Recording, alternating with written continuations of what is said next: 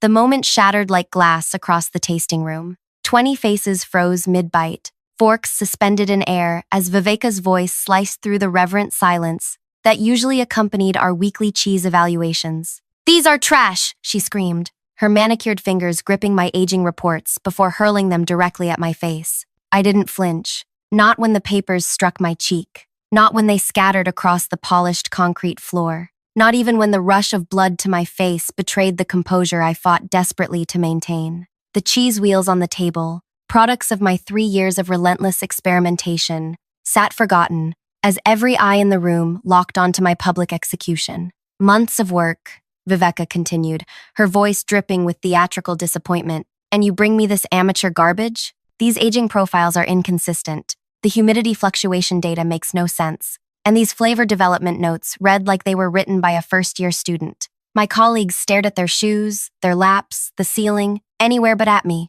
Nobody moved to help collect the scattered pages of my life's work. "I expected better from someone with your background," she continued, her voice lowering to something more dangerous. "Perhaps I overestimated your capabilities." The silence stretched as my research, the innovative technique combining traditional cave aging with precisely calibrated humidity fluctuations, lay condemned on the floor around me. 3 years of 4 a.m. starts, weekends sacrificed, holidays missed, all dismissed in 10 humiliating seconds. I bent down slowly, my fingers trembling slightly, as I collected a single sheet from the scattered pile. Not randomly. This particular page contained something Viveka hadn't bothered to read: microbial analysis comparing my control batch to a mysteriously altered sample. I folded it carefully, slipped it into my pocket, and walked out without a word. Behind me, Viveka's voice resumed the meeting as if nothing had happened. "Now, let's discuss my upcoming presentation at the International Artisan Cheese Guild."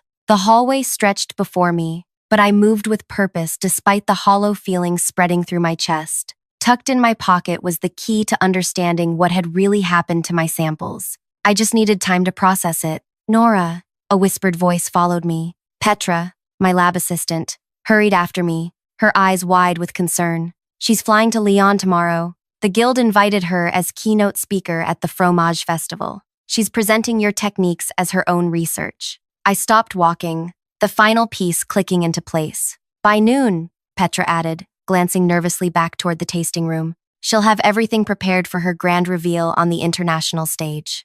Wait, if you're still listening this, I need you to hit that like button right now because what happened next changed everything in ways I never imagined. Subscribe to hear more stories like mine, because trust me, what I did next might just give you the courage to stand up when someone tries to push you down. Drop a comment if you've ever had your work stolen. You're not alone. My name is Nora Bellamy, and until that morning, I was the lead aging specialist at Blue Summit, one of the most prestigious artisanal cheese aging facilities in North America. I held a master's degree in food chemistry and had turned down positions at major food science laboratories to pursue my passion for cheese. Not the mass-produced blocks shrink-wrapped in supermarkets, but living, breathing wheels of art that transformed over time under the right conditions. I was quiet, methodical, the person who stayed latest and arrived earliest. While others saw cheese aging as tradition bound by unchangeable ancient rules, I saw it as a science waiting for innovation. My research into humidity fluctuation patterns had started as a hunch, then evolved into a breakthrough that could revolutionize how small artisan producers competed with industrial operations. Viveka Landon had been appointed director 2 years after I started. With her sleek wardrobe and media-trained smile, she became the face of Blue Summit, while knowing surprisingly little about the actual science behind what we did. But she understood power, how to claim it, wield it, and protect it. Our relationship had been professional, if distant, until 6 months ago when my name started appearing in specialized industry publications. Cheesemakers were asking for me specifically when they visited. That's when things changed. First came the increased scrutiny of my work. Then deadlines moved up without notice. My lab access became restricted to business hours only, eliminating the evening experimentation time I cherished. Each change came with a smile and a reasonable-sounding explanation. "We need to standardize access procedures, nothing personal." But it was personal.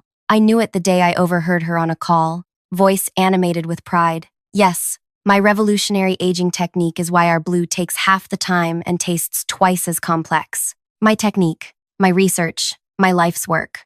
I should have confronted her then, but I hesitated, doubting myself in the face of her authority. Instead, I doubled my efforts, meticulously tracking my experiments and keeping detailed notes at home, creating a parallel record of my innovations. Yesterday, I'd submitted comprehensive information about my latest breakthrough, a refined method that would transform aging times while enhancing flavor complexity. I'd hoped that by presenting irrefutable success, I'd finally receive recognition. Instead, I got papers thrown at my face. After Petra's warning, I retreated to my tiny office and examined the paper I'd saved. The microbial analysis showed subtle but definitive tampering. Someone had introduced competing cultures into my test batches, disrupting my carefully controlled environments. The dates, times, and batch numbers pointed to only one possibility. Viveka had been systematically sabotaging my work. The question was why. The answer came when I looked at my calendar. The International Artisan Cheese Guild meeting,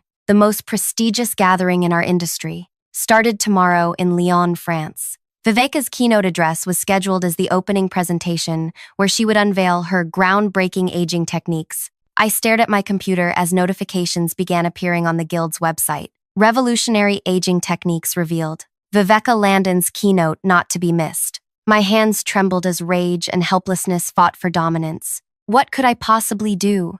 She was leaving in less than 24 hours to take credit for my life's work on the global stage. By the time anyone realized the truth, my innovations would forever bear her name. My phone buzzed with a text from Petra. She's booked at Le Royal Hotel, 5-star, 2 weeks, combining the speech with her annual vacation. Says she deserves it after all her hard work. Something inside me hardened. I would not let this stand. Not this time. I gathered my things and walked out of Blue Summit without another word, the beginnings of a plan taking shape in my mind. As the glass doors closed behind me, I had no idea if I'd ever walk through them again. What I did know was that Viveka's carefully orchestrated triumph was about to unravel, along with everything else she thought she could take from me. That evening, I drove 2 hours through pouring rain to reach my former professor's home. Dr. Eleanor Reyes had been my mentor throughout graduate school and now headed the Dairy Sciences department at the university. If anyone could help me make sense of this situation,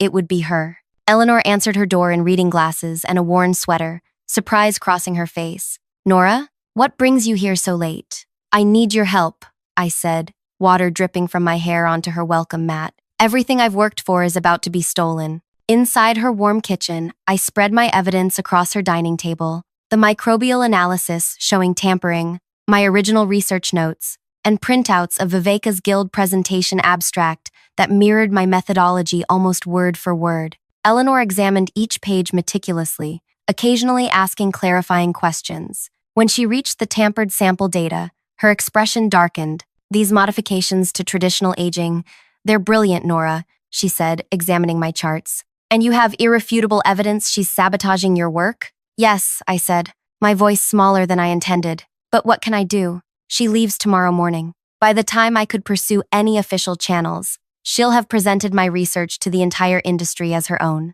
Eleanor leaned back in her chair, removing her glasses. The Guild's current president was my doctoral student. Antonio and I still speak regularly. My heartbeat quickened. "You know him personally? Know him?" I wrote his recommendation letter when he applied for the position. She reached for her phone. "One call from me will put your evidence directly into his hands. What happens next will be up to him. But Antonio has always valued intellectual honesty above all else. Will he even have time to review everything before tomorrow's presentation?" Eleanor's eyes gleamed with determination. "Nora, when someone tries to steal a breakthrough like yours, finding time is never the issue." While Eleanor made her call in the next room, I sat staring at my scattered research. Years of dedication spread across a table, nearly taken from me in an instant. The injustice of it burned in my chest. Eleanor returned 30 minutes later, her expression grave but satisfied. "Antonio will personally review everything tonight. He's postponing his dinner with the Guild board to go through your documentation."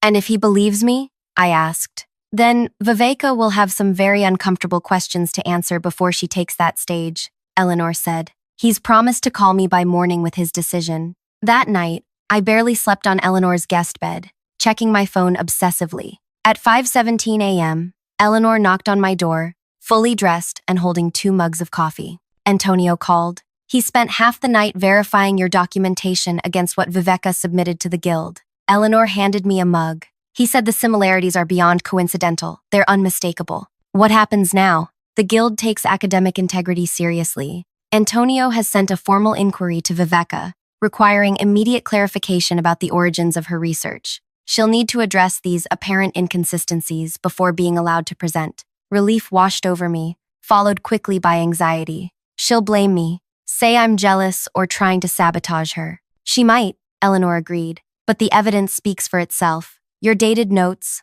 the progression of your research, the tampered samples, it creates a compelling timeline. And Antonio mentioned something else that might interest you. What's that? Several small batch producers have been implementing early versions of your techniques based on your previous publications. They've documented their results independently. Their experiences align perfectly with your research findings, not with Viveka's contradictory data. For the first time since papers had scattered around my feet, I felt something like hope. I arrived at Blue Summit at my usual time, 7:30 a.m., trying to maintain an appearance of normalcy. The facility was unusually quiet. When I passed Viveka's office, I noticed her door closed, but I could hear her voice rising in panic through the walls. What do you mean apparent plagiarism? That's ridiculous. I can explain everything. A pause. No, I don't need to postpone my presentation. These allegations are completely unfounded. I hurried to my lab, heart pounding. It was happening. The guild was questioning her.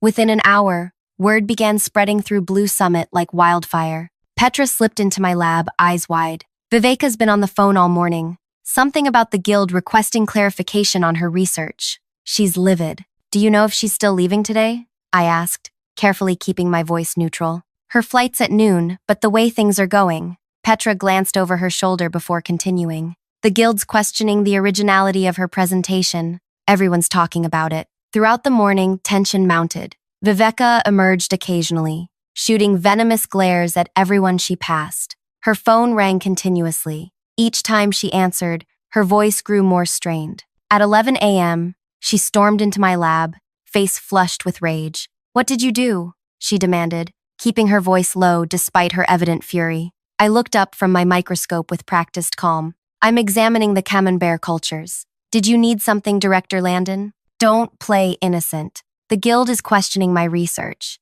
They've received anonymous concerns about my presentation. This has your fingerprints all over it." I set down my pipette carefully. "Perhaps they're concerned about inconsistencies in your data? That happens when research isn't properly conducted." Her eyes narrowed. "You think you're clever, but you have no idea who you're dealing with. I built this facility's reputation. Who do you think they'll believe? The director or some lab technician?" "I'm a research scientist, actually," I corrected quietly. "And data doesn't lie, Director Landon. Even when someone tampers with samples." The color drained from her face. Before she could respond, her phone rang again. Glancing at the screen, she hissed, "This isn't over," before hurrying from my lab. At 3 p.m., something unprecedented happened. Marcus Wright, the facility owner, a man who visited Blue Summit perhaps twice yearly, arrived unannounced. He headed straight for Viveka's office. Through the glass walls, I watched their animated conversation. Viveka gesturing emphatically, Marcus's expression growing progressively darker. By 4 p.m., whispers circulated. Viveka's keynote had been suspended pending an investigation. The guild had contacted Marcus directly with their concerns. At 5 p.m., I received a message asking me to come to the conference room. Marcus sat alone at the table when I arrived, a stack of papers before him. "My research." "Miss Bellamy," he said, gesturing for me to sit. "We have a situation I need your help understanding." "Of course," I replied, trying to calm my racing heart. "I understand you've developed the techniques Director Landon has been presenting as her own," he said quietly. "The guild contacted me directly with some very troubling questions." I nodded, sliding across my original notes, dating back 2 years. Everything's documented here, including when my samples began showing unexpected contamination. Marcus reviewed the materials silently, occasionally making notes. After what seemed like hours, he looked up. "The guild is quite impressed with the innovation,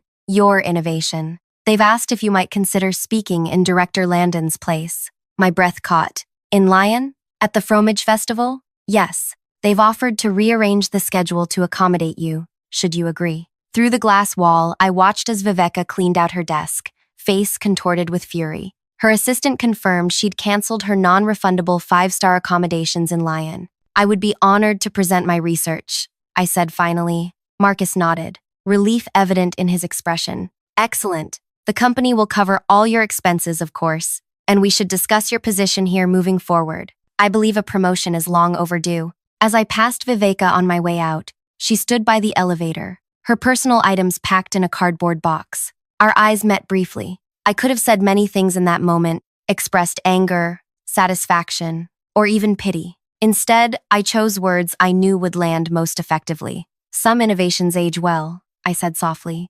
Deception doesn't. The elevator doors closed on her thunderstruck expression. That evening, as I began preparing for a presentation I'd never expected to give, my phone chimed with a text from Petra. Check your email, now. In my inbox sat a message from Antonio Vasquez, president of the International Artisan Cheese Guild. Dear Miss Bellamy, after reviewing the evidence presented regarding your aging technique innovations, the Guild Committee unanimously agrees that your work represents a significant advancement in artisanal cheese production. We are honored to feature you as our keynote speaker at this year's Fromage Festival. Additionally, we would like to present you with the Guild's Innovation Excellence Award, previously planned for Director Landon. Please confirm your acceptance at your earliest convenience. Respectfully, Antonio Vasquez. I sat motionless, staring at my screen as tears blurred the words. After years of working in shadows, my innovations would finally be recognized under my name. But something still bothered me. How had Viveka accessed my samples? Who had helped her tamper with my work? And most importantly, what other damage might she have done that I hadn't yet discovered? As I packed for Lyon, I couldn't shake the feeling that while this battle might be won, the war wasn't over. Viveka had connections throughout the industry. People owed her favors. What would happen when I returned from France? The answers would come sooner than I expected, and in a way that would make me question everything I thought I knew about Blue Summit and about myself. The following week passed in a blur of preparation. I rehearsed my presentation obsessively, refining slides and practicing responses to potential questions. Though vindicated, I couldn't shake the unease that clung to me like a shadow. Viveka's final glare haunted my thoughts. People like her didn't simply accept defeat. My flight to Lyon departed early Sunday morning. As the plane taxied down the runway, I allowed myself a moment of reflection. 3 days ago, I'd been collecting my humiliated research from the floor. Now I was flying to France to present that same work to the world's foremost cheese artisans. The Fromage Festival occupied a sprawling convention center in Lyon's cultural district. When I arrived, bleary-eyed from the flight, Antonio Vasquez himself greeted me in the lobby. A distinguished man with silver-streaked hair and kind eyes. Miss Bellamy, he said, extending his hand. Your research has created quite the stir. I've had producers from 3 continents requesting private meetings with you. As he led me through the bustling halls, I noticed curious glances from attendees. Word had spread about the last-minute speaker change. Will there be questions about why I'm presenting instead of Director Landon? I asked. Antonio's expression turned serious. The Guild has issued a statement citing unforeseen circumstances for the change. We prefer to focus on innovation rather than controversy. He paused before adding, though you should know that several producers have contacted us with similar stories about Viveka Landon taking credit for others' work. Yours isn't an isolated incident. This revelation sent my mind reeling. How many others had she silenced? How long had this been happening? My hotel room overlooked the Rhone River, a luxury I would have appreciated more if not for my mounting anxiety. My presentation was tomorrow morning, and despite extensive preparation, doubts crept in. What if Viveka had sabotaged more than just my samples? What if there were flaws in my research I hadn't detected? That evening, I received a text from an unknown number. Watch your back. V has friends everywhere. Sleep evaded me entirely. The next morning, I arrived at the venue 2 hours early to check my presentation setup. The auditorium could seat 600 people. I'd never addressed more than 30 colleagues before. As I adjusted my microphone, the doors opened and Marcus Wright entered. Miss Bellamy, he called, striding toward the stage. I flew in this morning to support Blue Summit's keynote speaker. His unexpected appearance startled me. That's very supportive. Not just supportive, strategic, he replied, his businessman's pragmatism showing. Your innovations represent significant value to our operation. I'm here to ensure everything goes smoothly. What he meant, I realized, was that he was protecting his company's interests. With Viveka gone, I had become Blue Summit's new asset. As attendees filed in, my nervousness peaked. The room filled quickly, standing room only. In the front row sat Marcus, beaming with corporate pride at his company's groundbreaking research. Beside him was an empty seat where Viveka would have been. When Antonio introduced me, the applause felt surreal. I approached the podium, placed my notes carefully, and began speaking about my passion for revolutionizing traditional aging methods. My voice trembled initially, but strengthened as I delved into the science I knew intimately. The presentation lasted exactly 47 minutes. When I finished, the silence that followed stretched one heartbeat too long before erupting into thunderous applause. Questions followed, insightful and enthusiastic. Producers wanted to implement my techniques immediately. Researchers proposed collaborative studies. What I'd created wasn't just interesting, it was transformative. Afterward, surrounded by admirers, I caught sight of a familiar face at the back of the room. Petra had flown to Lyon. When I finally broke free, she embraced me tightly. "You were brilliant," she whispered, "but there's something you need to know." We found a quiet corner where she could speak freely. "After you left, I started looking into company records," she said, glancing around nervously. "Viveka's been doing this for years, not just with your work, with others before you. How did you access those records?" "I've been Viveka's assistant for 4 years. I have access to everything." Her expression darkened, including email exchanges between her and Marcus dating back 3 years. My blood ran cold. "What kind of exchanges?" "Strategy discussions, about identifying promising researchers, exploiting their work, and then discrediting them if they complained." She pulled out her phone, showing me screenshot after screenshot. "They were partners, Nora. Marcus knew everything." The revelation hit like a physical blow. While I'd been celebrating Viveka's downfall, I'd completely missed the bigger picture. Marcus hadn't flown to Lyon to support me. He was damage controlling, ensuring the company's reputation remained intact despite Viveka's exposure. "There's more," Petra continued. "After Viveka was forced out, Marcus started contacting other industry leaders, positioning himself as the whistleblower who uncovered her deception. He's rewriting history, making himself the hero, while setting you up as the next Viveka." "What do you mean? Your promotion?" "It comes with a contract that gives Blue Summit ownership of all your intellectual contributions." I saw the paperwork on his desk before I left. I leaned against the wall, mind racing. "Why are you telling me this? Why help me?" Petra's eyes welled with tears. "Because I was complicit for too long. Viveka threatened my job if I didn't help her access your lab after hours. I'm the one who let her in to tamper with your samples." She wiped her eyes. "I've been gathering evidence against both of them for months, waiting for the right moment. The pieces fell into place. The microbial analysis I saved, you made sure that one survived." She nodded. "I couldn't stop her completely without exposing myself, but I could ensure you had proof when the time came." That night, while Marcus dined with guild officials, celebrating Blue Summit's commitment to research integrity, Petra and I formulated a plan. We worked through the night, preparing for a confrontation I'd never anticipated when I boarded the plane to Lyon. The final day of the festival featured a roundtable discussion on ethics in artisanal food production. When Antonio asked for questions from the audience, I stood. "I'd like to address the elephant in the room," I said, my voice carrying through the hall. "The circumstances that led to my speaking at this festival instead of Viveka Landon." A hush fell over the audience. At the panelists' table, Marcus's smile froze. "While one person was caught attempting to steal my research, the system that enabled her deserves equal scrutiny," I continued. "With the Guild's permission, I'd like to present additional information relevant to this ethics discussion." Antonio, sensing the gravity of the moment, nodded. "Please proceed, Miss Bellamy." As I took the stage, Petra distributed folders to key industry leaders and journalists in the audience. Inside each, meticulously organized evidence of a years-long pattern of intellectual theft orchestrated not just by Viveka, but by Blue Summit's leadership, with Marcus at the helm. Email exchanges, ownership contracts designed to appropriate researchers' innovations, documentation of at least 7 previous employees whose work had been stolen before they were systematically discredited and forced out. What we're witnessing isn't one person's ethical failure, I concluded. It's an institutional practice designed to extract value from innovative minds before discarding them. The question before us isn't just about cheese production. It's about whether we, as an industry, will tolerate predatory business practices disguised as leadership.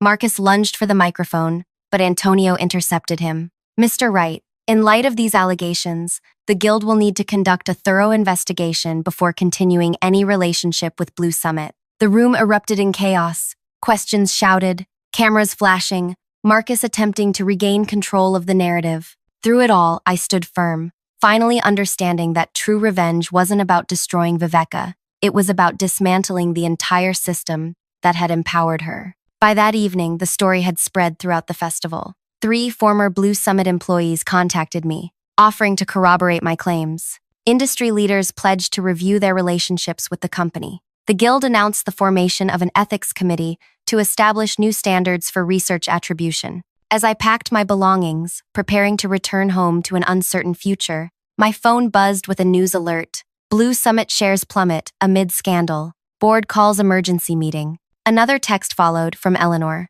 University offering you research position. Full autonomy. Call me. A knock at my hotel room door revealed Petra, holding a bottle of champagne. I just heard from Antonio, she said. The Guild is establishing a research grant in your name for ethical innovation in artisanal food production. They're funding it with the money they saved on Viveka's canceled 5-star accommodations. We laughed, popping the cork and pouring 2 glasses. To justice, I said, raising my glass. To new beginnings, Petra added. 6 months later, I stood in my university laboratory, surrounded by eager graduate students. On my desk sat the first commercial cheese produced using my patented aging method, properly credited and licensed. The producer had sent it with a note. Created with Bellamy aging technology, revolution never tasted so good. My phone chimed with a text from Petra, who now headed the Guild's ethics division. Guess who I just saw working the cheese counter at a supermarket? I smiled, but felt no need to respond. My revenge hadn't been about Viveka's downfall, or even Marcus's disgrace. It had been about creating something they could never take from me again, a legacy of integrity that would outlast any attempt to erase my contribution. If this story resonated with you, hit that like button and subscribe for more tales of justice served. Have you ever had to stand up against someone who tried to take credit for your work? Share your experience in the comments below. Remember, sometimes the best revenge isn't what happens to them. It's what you build despite them.